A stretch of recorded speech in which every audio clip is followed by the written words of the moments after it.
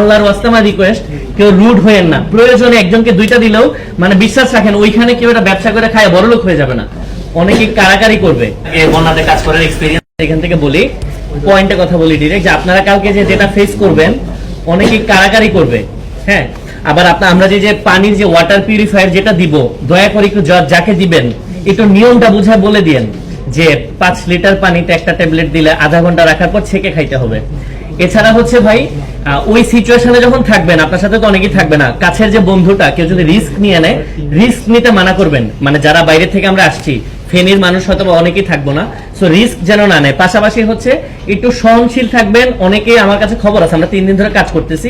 আমি প্রথমে একটা ছোট উদাহরণ দিয়ে নিই, যেমন আমাদের পার্সোনাল ফান্ডিং এ 22টা হচ্ছে স্পিড বোট আসছে, আমরা এগুলো থেকে বিআইডব্লিউটি বা জেলা প্রশাসন ব্যবহার করতেছে। হ্যাঁ, তারপরেও কিন্তু আমরা গতকালকে মাত্র 3টা বোট পাইছি কাজ করার জন্য। সো এটা নিয়ে মানে কমপ্লেন দেওয়ার চাইতে ভাই এখন কাজ করাটা বেশি জরুরি আমাদের।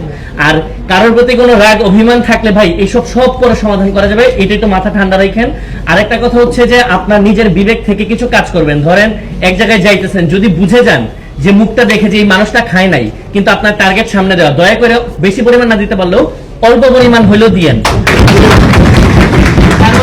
আপনি যখন আপনারা 4 জন থাকবেন বা একটা বোট 2টা বোট, ওই সিচুয়েশনে আপনি না পারবেন ফোন দিতে, না পারবেন মানে কারোর সাথে কোনো যোগাযোগ করতে, সো নিজের বিবেকটা খাটায় কাজ করবেন। একদম সবকিছু যে একদম নিয়ম শৃঙ্খল ভাবে হয়ে যাবে ব্যাপারটা আসলে কিন্তু এরকম না, মাঠের সিচুয়েশন আলাদা।